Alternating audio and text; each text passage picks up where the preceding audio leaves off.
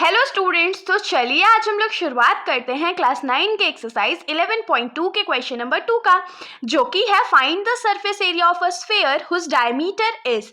तो इस क्वेश्चन में हम लोगों को क्या बोला गया है कि हम लोगों को स्फीयर का सरफेस एरिया फाइंड करना है जिसका डायमीटर हम लोगों को गिवन रहेगा। ठीक है, पिछला क्वेश्चन जो था यानी कि क्वेश्चन नंबर 1 जो था उसमें हम लोगों को रेडियस गिवन था और इस वाले क्वेश्चन में हम लोगों को क्या गिवन है, तो डायमीटर गिवन है। और इसके अंदर जो हमारा पहला पार्ट है उसका वैल्यू हम लोगों को कितना गिवन है, तो 14 सेंटीमीटर। मतलब कि यहां पर जो हमारा डायमीटर है, डायमीटर कितना है 14 सेंटीमीटर। लेकिन हम लोगों को पता है कि स्फीयर का जो सरफेस एरिया है उसमें हम लोगों को डायमीटर का कोई काम नहीं होता, हम लोगों को किसका काम होता है, रेडियस का। तो यहां से हम लोग रेडियस निकाल लेंगे। रेडियस का फॉर्मूला क्या होता है, radius is equals to diameter divided by 2। और डायमीटर हमारा कितना है 14 सेंटीमीटर डिवाइडेड बाई 2, और 14 को 2 से डिवाइड करेंगे तो क्या आएगा 7 सेंटीमीटर आएगा। मतलब कि हम लोगों का जो ये क्वेश्चन है उसमें जो हम लोगों को रेडियस गिवन है वो कितना है 7 सेंटीमीटर है। तो हम लोग एक फिगर भी ड्रॉ कर लेते हैं जिसमें हम लोग एक स्फीयर शेप दिखा देते हैं और उसका डायमीटर हम लोग यहाँ पर लगा देते हैं 14 सेंटीमीटर। ठीक है, ये हमारा हो गया। अब तो हम लोगों को सरफेस एरिया फाइंड करना है। तो सरफेस एरिया फाइंड करने के लिए हम लोग क्या लिखेंगे कि surface area of sphere is equals to क्या हो जाएगा, क्या होता है फॉर्मूला सरफेस एरिया का, तो 4 पाई आर स्क्वायर। ठीक है, तो 4 पाई का वैल्यू हम लोग 22/7 भी यूज कर सकते हैं, 3.14 भी यूज कर सकते हैं, जो आप लोगों को ज्यादा आसान लगे। और रेडियस हमारा क्या है 7 सेंटीमीटर इंटू 7 सेंटीमीटर। ठीक है, तो ये जो 7 है और ये जो 7 है कट आउट हो गया। 4 इंटू 22 क्या हो जाएगा 88 इंटू 7, और सेंटीमीटर 2 बार है तो सेंटीमीटर का स्क्वायर हो गया। ठीक है, अब यहाँ पर क्या हो जाएगा 88 को हम लोग 7 से मल्टीप्लाई कर देते हैं, तो 8 7 जा 56, फिर 8 7 जा 56 और 56 प्लस 5 कितना हो जाएगा, तो 61 नहीं 62 हो जाएगा, 5 तो 61 हो जाएगा।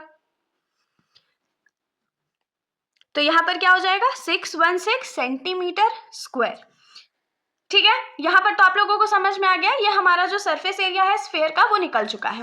अब हम लोग इसी क्वेश्चन के सेकंड पार्ट पे आ जाते हैं और इस क्वेश्चन का जो सेकंड पार्ट है उसमें जो हम लोगों को डायमीटर गिवन है वो कितना है, तो 21 सेंटीमीटर। तो एकदम सेम प्रोसेस हम लोगों को रिपीट करना है, कुछ भी इसमें डिफरेंट नहीं होगा, बस वैल्यूज का थोड़ा सा डिफरेंस होगा। तो जैसे कि इसमें जो डायमीटर हम लोगों को गिवन है वो कितना है 21 सेंटीमीटर है, और रेडियस जो है वो क्या हो जाएगा, तो रेडियस का फॉर्मूला क्या होता है diameter divided by 2, that is 21 centimetre divided by 2।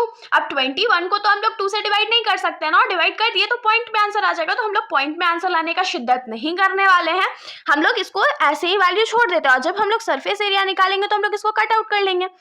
यहाँ पर फिगर ड्रॉ कर देते हैं जिसमें हम लोग डायमीटर जो है उस स्फीयर का वो 21 सेंटीमीटर शो कर देते हैं। तो यहाँ पर क्या हो जाएगा surface area of sphere is equals to क्या हो जाएगा 4 पाई आर स्क्वायर। 4 तो हमारा कांस्टेंट टर्म है, पाई का वैल्यू हम लोग 22/7 अज्यूम कर लेते हैं, और रेडियस हमारा कितना है 21/2 सेंटीमीटर इंटू 21/2 सेंटीमीटर। तो 7 के टेबल में 21 जो है 3 टाइम्स में कट गया, और फिर 2 2 जा 4 और फिर 2 और 2 कट गया, तो हमारे पास क्या बचा 22 इंटू 3 इंटू 21, और 2 बार सेंटीमीटर है तो सेंटीमीटर का स्क्वायर। ठीक है, अब 22 को जब 3 से मल्टीप्लाई करेंगे तो ये 66 इंटू 21 सेंटीमीटर स्क्वायर हो जाएगा, और आंसर निकालने के लिए हम लोग सिंपली क्या करेंगे 66 को 21 से मल्टीप्लाई कर देंगे। तो 6 1 जा 6 हो गया, 6 1 जा 6 हो गया, 6 2 जा 12, 6 2 जा 12 1 13 हो जाएगा। तो हमारे पास जो आंसर है वो कितना आ गया, तो 1386 सेंटीमीटर स्क्वायर आंसर। यहां पर तो आप लोगों को कोई भी दिक्कत नहीं हुआ होगा। अब हम लोग सिंपली इस क्वेश्चन का जो लास्ट पार्ट है, जो हमारा लास्ट डायमीटर है, उस पे आ जाते हैं। तो इस क्वेश्चन के लास्ट पार्ट में हमारा जो डायमीटर हम लोगों को गिवन है वो कितना है 3.5 मीटर है, जिसको हम लोग क्या लिखेंगे diameter is equals to 3.5 metre, लेकिन हमारा डायमीटर जो है वो पॉइंट में, अगर हम लोग उसको थोड़ा सा कन्वर्ट करके फ्रैक्शन में ले आए तो उसको हम लोग क्या लिख सकते हैं, 35/10 मीटर लिख सकते हैं ना। उसके बाद हम लोगों को तो रेडियस चाहिए, तो यहाँ क्या हो जाएगा, radius is equals to diameter divided by 2, that is 35/10 divided by 2, तो वो डिनोमिनेटर में ही मल्टीप्लाई हो जाएगा। 2 जो है वो डिनोमिनेटर में ही हमारा मल्टीप्लाई हो गया।